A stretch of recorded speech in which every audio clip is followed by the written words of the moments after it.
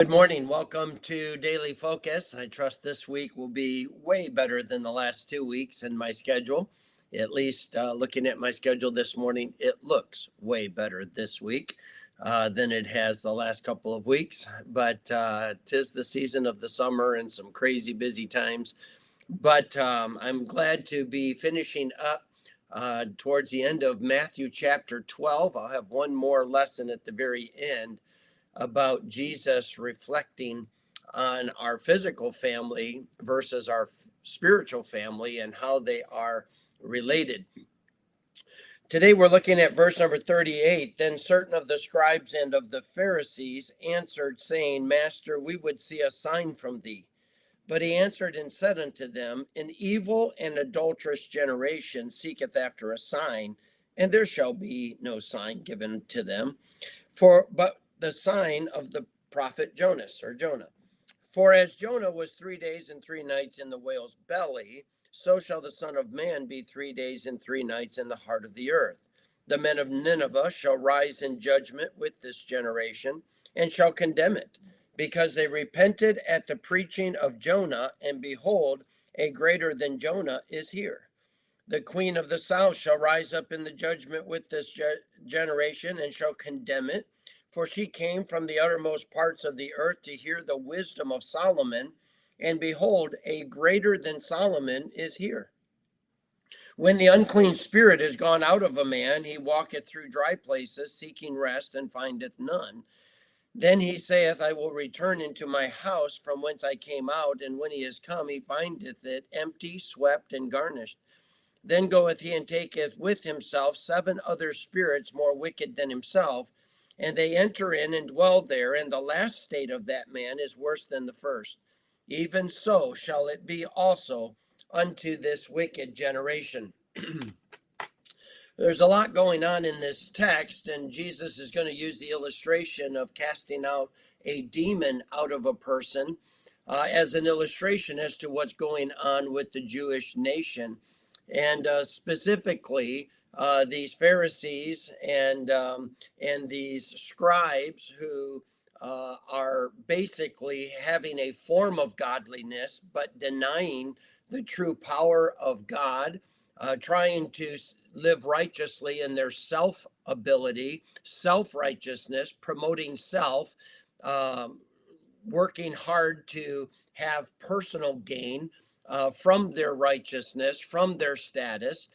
We have the same thing that goes on in some Christians today. They live their lives trying to convince everybody how spiritual they are. They tell everybody all the great things that they do, and how spiritual they are, and how many works they do, and it may or may not be true of their spiritual condition. But I would say if they feel like they have to tell everyone about their spiritual walk, they probably are not all that spiritual.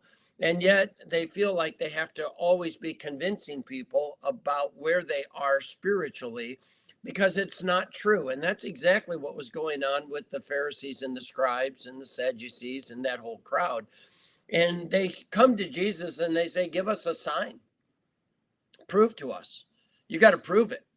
And Jesus said to them, listen, I don't have to prove anything. You're a wicked and an adulterous generation. In other words, you don't want God. You're not worshiping God. You're not interested in God. You are evil and adulterous. You have other gods, namely yourself. And so they worshiped power and preeminence and money. They wanted control, and so that's what they worshiped. And Jesus addresses them and says, you're not going to get a sign.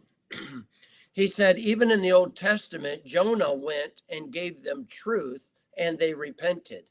And you have one that is greater than Jonah.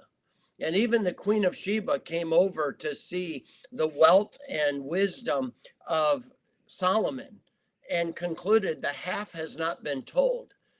And yet Jesus says, you have one greater than Solomon, and you want nothing to do with me. So why would I give you a sign? He gives the illustration then about the man with a demon. And he said, as a demon goes out of a person and it wanders in dry and desert places, and it has no place of rest. In other words, it's never going to be satisfied. The devil never stops deceiving. He never stops destroying. He's always looking for a place to do his bidding, to wreak havoc for the cause of Christ and in the people that God has created. And he likens these Pharisees and scribes to the fact that Jesus Christ is able to do so much for them, but they want nothing to do with him.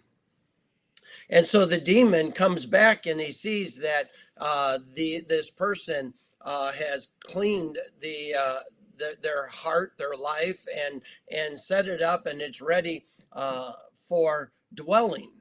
But they've never replaced it with Christ. They've never filled it with truth. They've never followed after righteousness that is born of the Spirit. They don't want anything to do with that. They simply don't want the consequences of the demon. So what the demon does is he gains 7 other demons more wicked, which seems to indicate that there are degrees of wickedness in the different demons.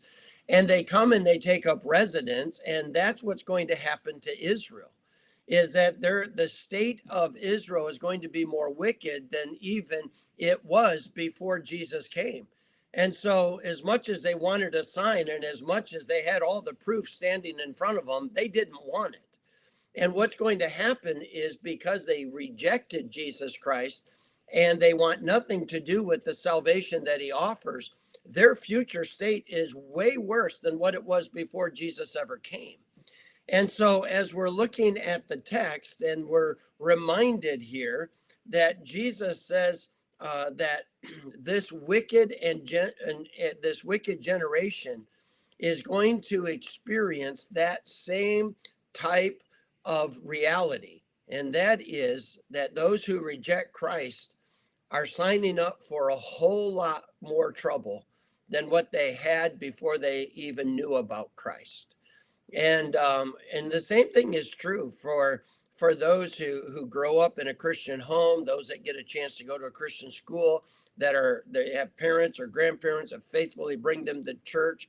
If they reject all of that truth, their future state is going to be way worse than it was before they were taught all of that. And what a sad connotation to Israel, who was going to cry out, "Crucify him. We want nothing to do with this man. We will not have him rule over us." And it will look like the Pharisees and the scribes have won, but in reality, they haven't won. This was part of God's amazing plan that he wove together for the very sake of reconciling his creation back to himself and giving them a legitimate path to eternal life through Jesus Christ. But they didn't see it that way. They saw it as a win. And they didn't win. They will never win. The devil can't win. He is a loser that is already lost, and he just refuses to accept it. But one day he will have no choice but to realize and accept that he has lost. And so I say all of that to simply say this: truth is what we pursue. Truth is what we promote. Truth is what we want to demonstrate in our lives, in our attitudes, in our conversations. We want to make truth the priority because it's the only answer. And we live in a generation today that wants everything proven to them, but it's not because they're looking for truth. They're actually looking for a way to discredit truth, to try to disprove truth. And don't waste your time trying to convince people of truth who don't really want truth. Spend your time investing in people who are looking for truth and will respond to truth and allow the truth to change their life. God bless you. I hope you have a great day. I look forward